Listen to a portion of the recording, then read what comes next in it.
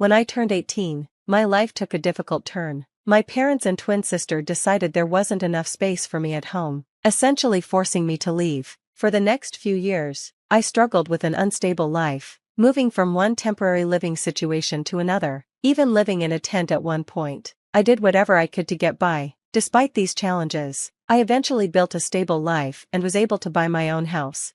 Now, at 26, just as I've gotten my life in order, my family has suddenly reappeared, led by my sister, who is now expecting her fourth child. They showed up at my door unannounced, looking to move in. This is the same sister who once pushed for me to be kicked out, saying there wasn't enough room for both of us in our childhood home. Growing up, I always felt like I was treated as less important than my sister. It was clear our parents preferred her, and they even admitted they wouldn't have had me if my sister hadn't been conceived. She was always the center of attention, getting all the best toys and clothes, while I barely received enough to keep up appearances. My sister has always shown selfish, narcissistic traits, likely because of how our parents favored her. Instead of being a supportive sibling, she consistently brought me down. The only person who ever treated me kindly in our family was my grandfather. He saw how unfairly I was treated, but when he passed away when I was 15, the last bit of kindness in my home disappeared. When my sister got pregnant as a teenager, our parents married her off to her boyfriend and brought him to live in our already crowded house. This left me without even a couch to sleep on. My dad sometimes slept on the living room couch, so that wasn't an option either. With nowhere else to go and being told not to ask relatives for help, so the family's dysfunction would stay hidden, I was completely forced out. I ended up living in a tent in our backyard, which happened after the police mistakenly brought me home during a brief period of homelessness. This setup was meant to be a reward for keeping quiet about the reality of my living situation. After years of struggle and hard work, I finally managed to improve my life, both physically and emotionally. Now, as my family tries to intrude on the life I've carefully built, I'm at a crossroads, unsure how to deal with their unexpected and unwelcome return. They had once offered me a spot to live in their backyard, but only if I cleaned it up first. Despite the mess, which was littered with flour, sugar, and overrun by rodents, I accepted. At one of the lowest points in my life, I saw this as an opportunity and quickly moved in. My sister, on the other hand, was relieved to see me go, pointing out that there wasn't enough room for me at her place. No one even asked where I was planning to go.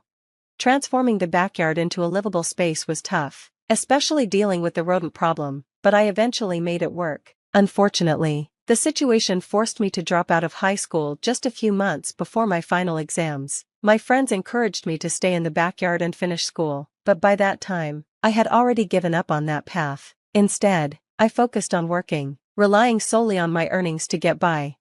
Before long, I realized I needed to improve my skills for a better future. My father was a service technician, and as a kid, I often played with his tools instead of toys, helping him with household repairs. That early experience came in handy later, as I decided to invest in my education and eventually got a job at a car manufacturing plant. I worked hard and steadily climbed the career ladder until I became a design manager. Recently, an old friend who was going through a divorce needed to sell his house quickly. Even though I was hesitant at first, the huge discount and flexible payment plan he offered were too good to pass up, so I decided to buy it. I bought a 4-bedroom house and moved in about 3 weeks ago. To my surprise, my estranged family showed up unannounced at my new home. I hadn't had any contact with them for years, and I lived 17 miles away, so their visit was completely unexpected. I suspect a neighbor who still follows me on social media might have told them where I live. When they barged in, my parents expressed pride in my accomplishments, but it felt strange to see them react to me owning a house at 36, especially since they were still renting. My sister and her husband wandered around the house as if they were inspecting it to move in. When I confronted them, they vaguely claimed they were just checking on me. It was ironic that they suddenly showed interest in my life now, when I didn't need them anymore. During their visit, my sister boldly claimed a bedroom for herself, excited about the private bathroom, as though it was already decided that they would move in. My parents tried to calm her down, asking her to manage her children better. In the middle of this chaos, I was shocked and immediately shut down any discussion about them moving in. The situation quickly escalated as they started pushing the idea that I had a moral obligation to house my sister because of family duty. I stood my ground, reminding them that it was their responsibility, not mine, to provide for their children. I firmly told them to leave my home. making it clear that I wouldn't feel guilty for their poor planning or lack of space.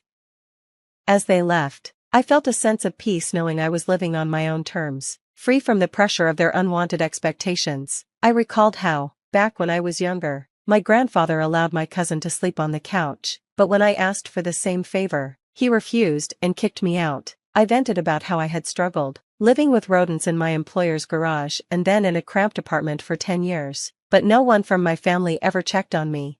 When I shared these memories, my mother began to cry and tried to hug me, but I stopped her and insisted they leave. My brother-in-law, JN, told me to toughen up, bringing up his own hard times and saying I had more than enough space in my house since I was single. I sharply told him to stay quiet. My sister cursed at me for raising my voice at her husband, but I stood firm and told them they needed to leave, or things would escalate.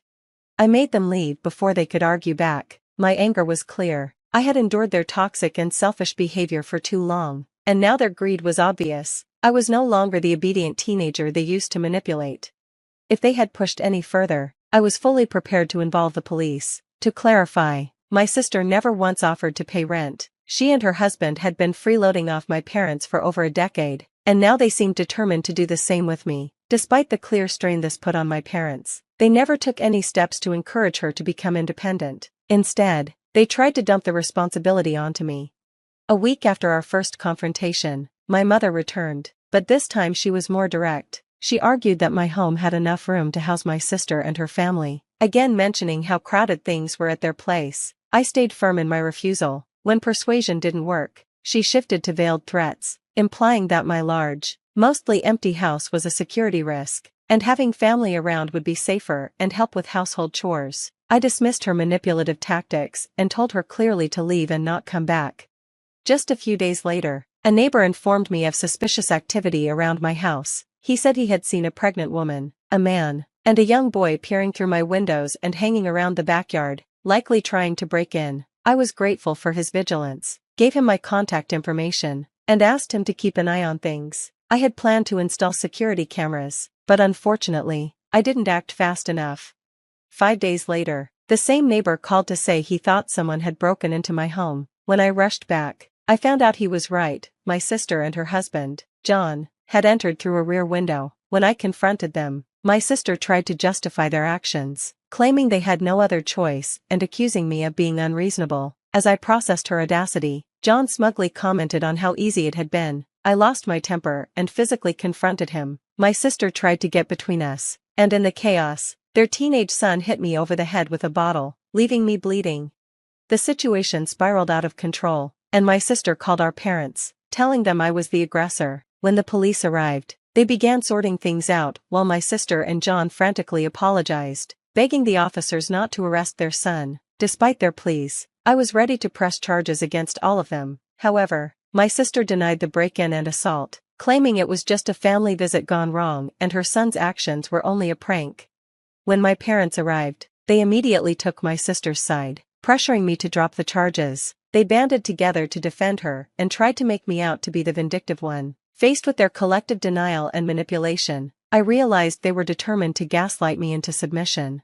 I was determined not to let my family rewrite the narrative of what had happened in my own home. Thankfully, my neighbor stepped forward with a crucial statement, which ultimately led to the arrest of everyone involved in the assault. They spent the night in jail because my parents couldn't afford their bail. The next morning, while they faced trial, I was at the hospital getting treated for my injuries and making sure there were no internal damages.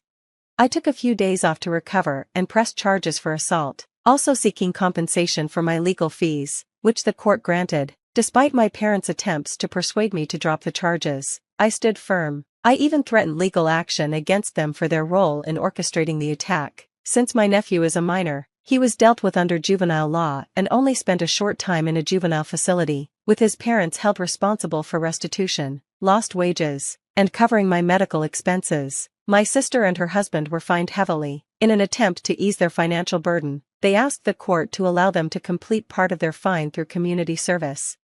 Since the incident, things have been quiet. I hope they've learned their lesson and will keep their distance. However, my parents haven't let this go. Just yesterday, they showed up at my door and waited outside for an hour until I reluctantly let them in. They pleaded for my help, but when it became clear they were speaking on behalf of my sister, I immediately refused to get involved. That's when they revealed their real reason for visiting. They were getting older, their home was falling apart, and they wanted to move in with me, expecting me to take them in out of duty. I confronted them about their lack of responsibility as parents. They mentioned the idea of giving their house to my sister, which I saw as another tactic to pressure me. They even suggested that my sister could pay rent to live in my house, and I could use it to cover my mortgage. I firmly declined, stating that my sister needed to handle her own financial problems without my involvement. They continued to plead, arguing that my house was too big for just one person, but I made it clear that my future plans didn't involve staying single or accommodating them out of obligation. Their attempts at emotional manipulation didn't work. I reminded them of how they had treated me in the past and emphasized that I would not be guilted into giving in. It was obvious they were trying to use family ties to their advantage, but I remained firm in setting boundaries to protect my well-being and future. After they left, visibly upset, I closed the door behind them. Regardless of whatever names they might call me, I resolved not to give in to their demands or let them take advantage of me.